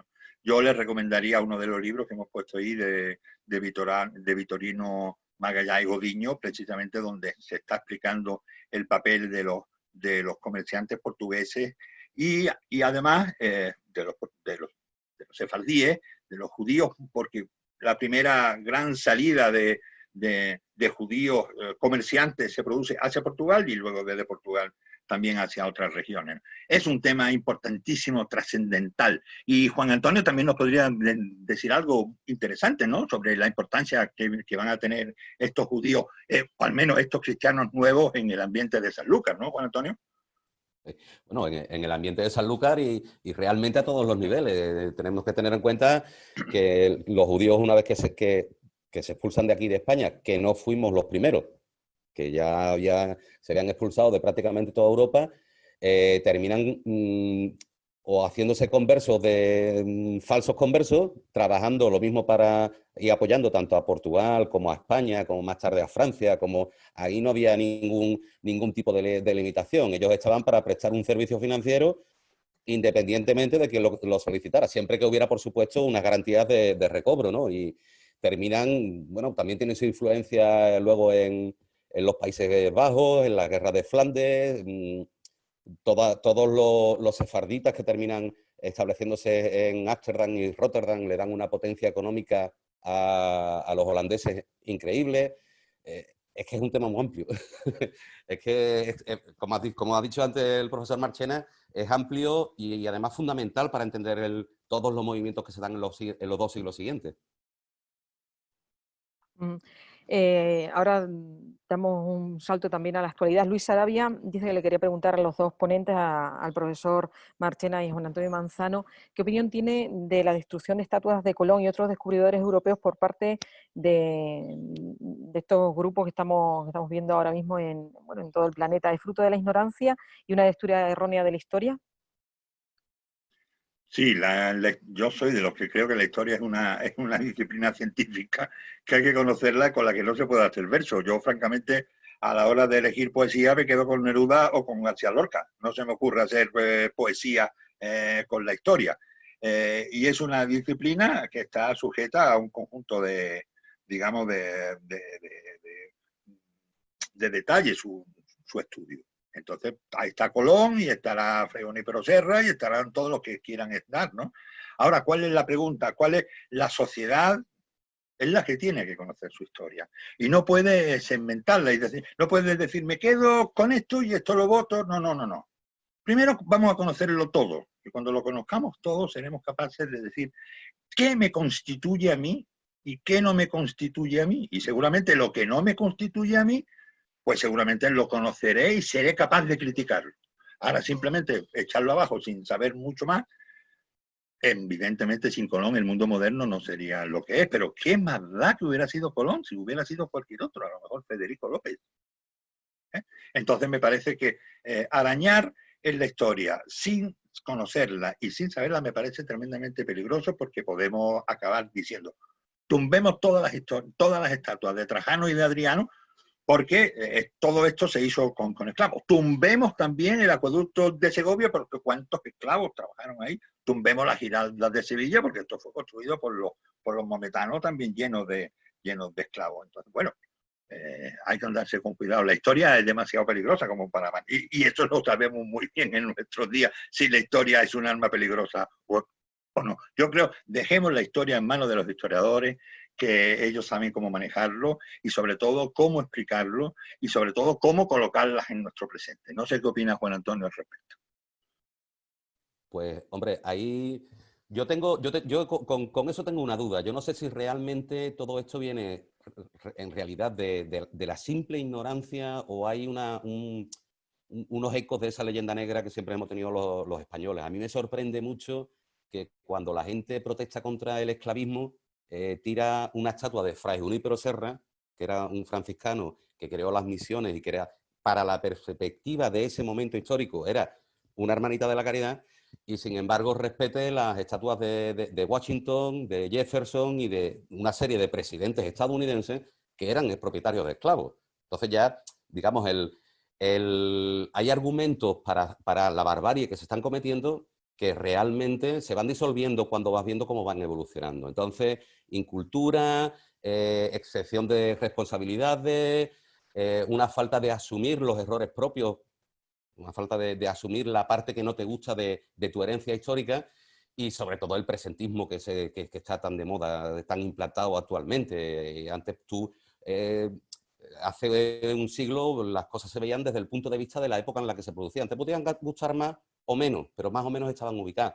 Hoy en día, todo nuestro pasado se intenta ver desde el punto filosófico que tenemos en la actualidad o el punto moral que manejamos en la actualidad. Y eso desde luego, lo que lleva es eso, a la barbarie, ¿no? A ver que la misma gente que protestaba porque partieran los budas de Bamiyan en los del ejército islámico, pues apoyen ahora y jaleen a los que tiran a la estatua de Colón al agua en Estados Unidos. Para mí es una vergüenza, realmente es una vergüenza, y espero que, bueno, que vaya desapareciendo poquito a poco a través del conocimiento propio y ajeno. Ya estamos terminando, nos acaban de entrar varias preguntas de Santiago Pérez y de Kevin Acosta, pero las responderemos, no se preocupe, se las pasaremos a los ponentes y nos responderán. Ya para terminar, una pregunta que nos llegaba a través de Facebook y de CEPERÚ.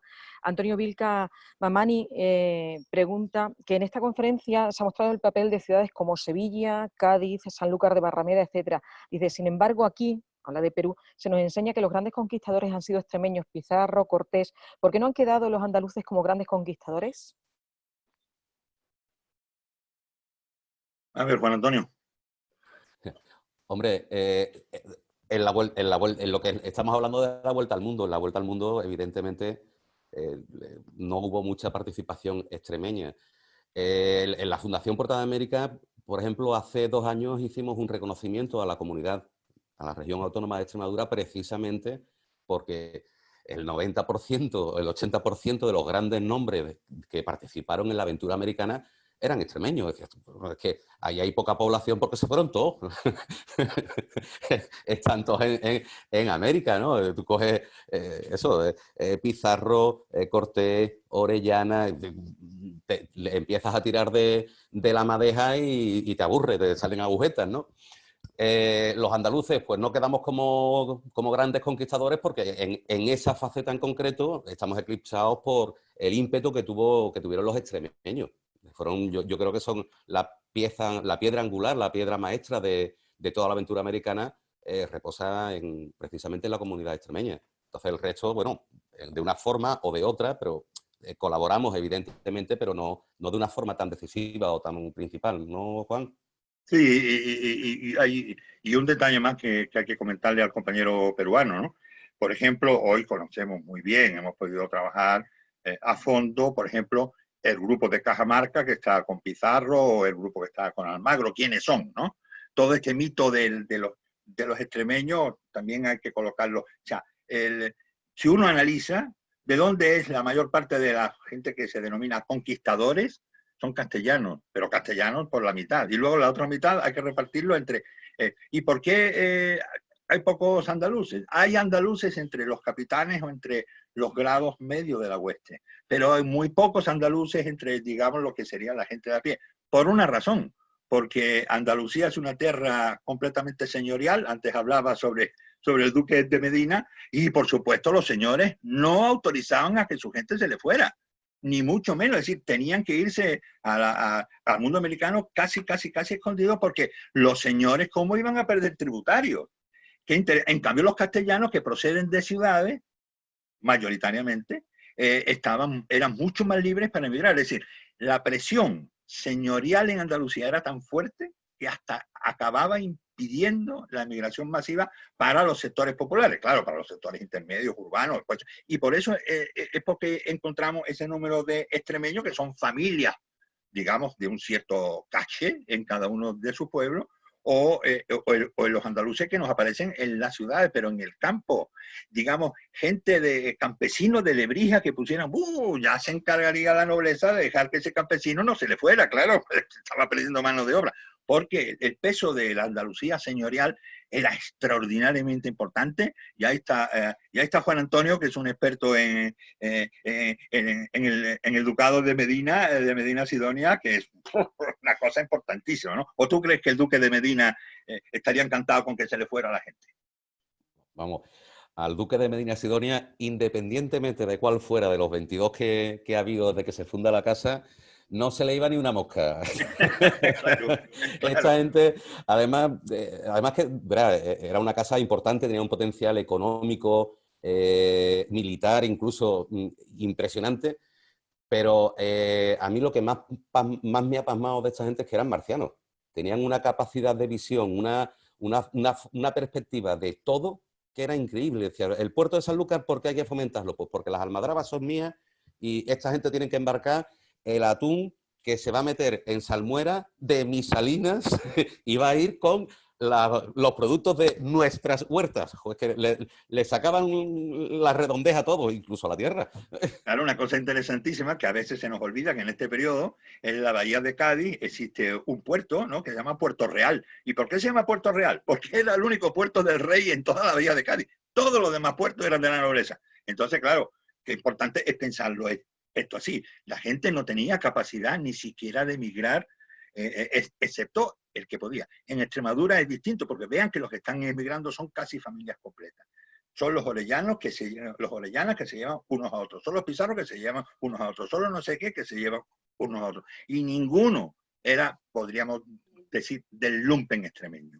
Son familias, digamos, de segundo nivel que van jalándose unos a otros para construir su vida, su fortuna, su muerte y su riqueza al otro lado del mar. Es decir, que cuando hablamos de España, vean que la Castilla de esa época, vean que las diferencias eran extraordinarias.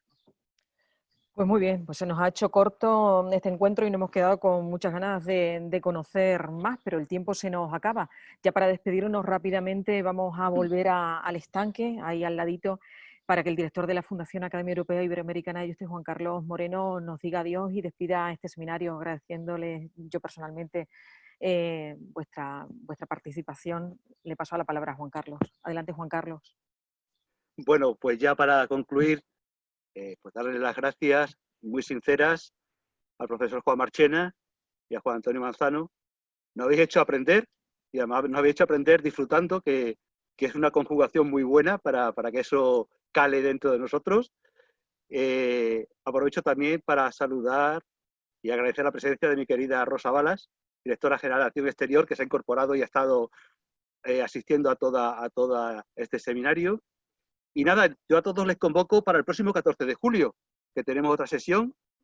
Esperemos que con un poco más fresco, aunque siendo 14 de julio lo dudo, pero en cualquier caso será un placer estar con todos ustedes desde aquí, desde el Real Monasterio de Yuste.